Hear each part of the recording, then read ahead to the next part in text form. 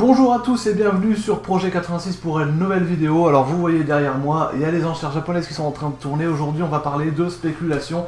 Pourquoi les prix de certaines voitures ont monté drastiquement au cours des dernières années? Est-ce que c'est notre faute à nous les acheteurs qui les achetons le prix de l'offre et de la demande, hein, tout simplement? Ou est-ce que c'est l'affaire de petits spéculateurs qui, pour gratter jusqu'au moindre euro, vont faire monter les prix? Bon, on va voir que évidemment c'est un peu des deux. Mais avant tout cela, il faut que je vous montre une enchère. J'ai un ami, Mathias, qui est en recherche d'une FD en ce moment. Et il avait une FD qui était passée aux enchères. Et il m'a fait part de quelque chose d'assez étonnant qui a eu lieu. Mais avant, on va regarder cette enchère et on va étudier cette voiture ensemble. Allez.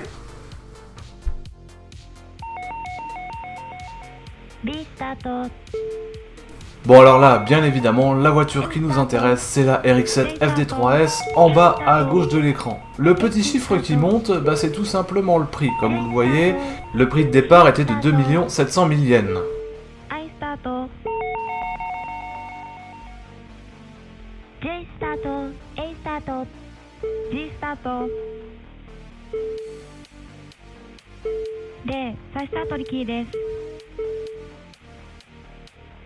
H 連出品取り消しのため流します。H レーン出品取り消しのため流します。F スタート G スタート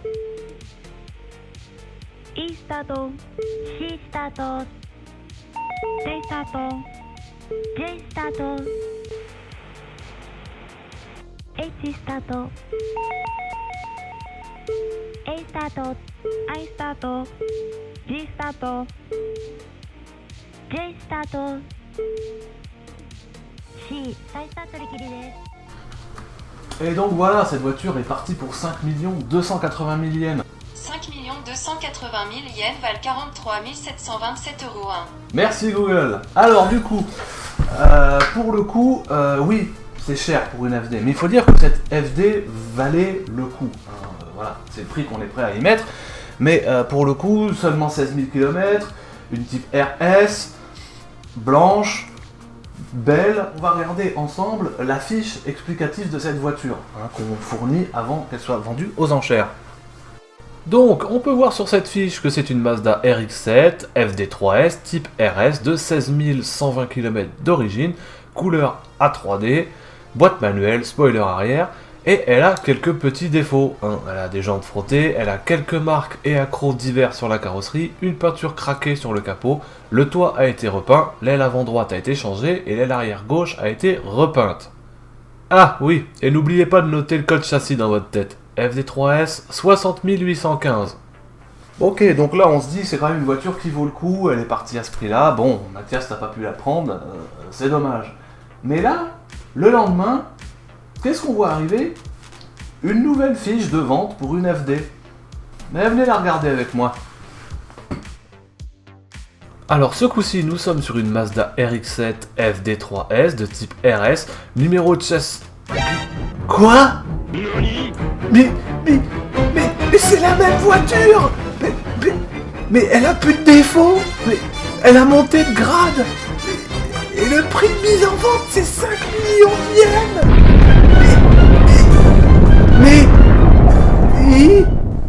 Mais pour ce prix-là, est-ce qu'on a le droit au moins d'avoir le molar du revendeur qui nous crache à la gueule ou ça se passe comment? C'est pas scandaleux, Il y a quelqu'un, donc vraisemblablement la voiture, la première enchère a été vendue à, du coup c'est un revendeur qui l'a acheté, et il l'a fait directement le lendemain, repasser les contrôles, en évitant de mentionner ses petits défauts, et en la mettant à un prix de vente de départ de 5 millions de yens, donc 280 000 yens de moins, donc quelques milliers d'euros de moins. Et du coup, la perte, s'il y en a, est minime, mais le bénéfice qui risque de se faire, vu que la voiture, évidemment, n'a plus de défauts, a monté d'un grade, on est passé d'un grade 4 à un grade 4.5, et du coup, il va se faire de l'argent, donc il va vraiment gratter jusqu'au bout, là où quelqu'un aurait pu acheter la voiture. Donc c'est scandaleux en fait. Et ça, le problème, c'est que des coquilles comme ça, dans les enchères japonaises, des personnes qui vont acheter des voitures pour les revendre le lendemain ou le surlendemain, ou même plusieurs mois après. Hein. Il y a un passionné de FD australien qui avait levé un lièvre à propos d'une coquille, pareil, une FD qui avait été vendue aux enchères au Japon 280 000 km et qui avait été revendue 8 mois plus tard dans une concession comme étant une FD originale, jamais accidentée, aucun problème, première main, 50 000 km. C'est affiché, hein. Donc c'est de l'arnaque, ni plus ni moins. C'est-à-dire que les vendeurs vont gratter, ils savent que c'est des voitures qui valent de l'argent, qu'il y a un marché, qu'il y a de la demande à l'international, et ils vont gratter jusqu'au dernier centime, quitte à se les racheter les uns les autres, en se disant ouais mais moi je vais réussir à la vendre plus cher, parce que je vais cacher plus de trucs, et donc du coup elle sera d'un meilleur grade, et donc elle va partir plus cher. C'est scandaleux! C'est ce que je voulais vous montrer aujourd'hui dans cette vidéo, parce que certes, nous, quand on achète des voitures, moi je me suis fait insulter. Il y a des gens qui ont vu que j'ai importé une 86 et qui se sont doutés du prix que je l'ai acheté. J'ai jamais dit le prix que je l'ai acheté, et j'estime que le prix que je l'ai acheté, je m'en suis très bien tiré. Mais il y a des personnes qui me disent « Ouais, tu l'as acheté 35 000 €, t'es vraiment un connard, tu fais monter les prix. » Je fais « Mais non, en fait, c'est pas les acheteurs qui font monter les prix, si, un petit peu, mais de toute façon, je l'ai pas du tout payé ce prix-là, donc arrêtez, déjà, mais quand je vois un jeune aux USA qui s'est fait importer une Levin du Japon, et qui a dit sur un groupe qui se l'est payé 22 000 $, et le mec se fait lyncher. Ben oui, mais s'il avait pu la trouver à 11 000, il l'aurait acheté à 11 000, hein, les gens, hein, faut pas... On n'aime pas genre dépenser de l'argent comme ça, hein, et ça c'est valable pour toutes les voitures, et malheureusement c'est valable pour tous les pays de cette putain de société de consommation de merde en fait. C'est que dès qu'on veut un truc, et le vendeur il va gratter jusqu'à la moindre, il va gratter jusqu'au moindre centime quoi, c'est incroyable quoi. Voilà, c'est ce que je voulais vous montrer aujourd'hui.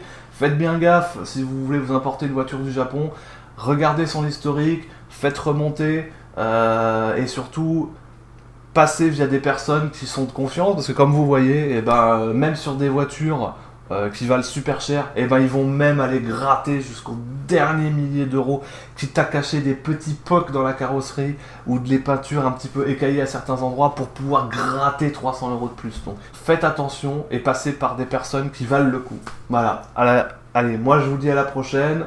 C'était Projet 86, n'hésitez pas à vous abonner, à aimer la vidéo, c'est important pour le référencement. Et moi je vous dis à la prochaine pour une nouvelle vidéo. Allez, salut!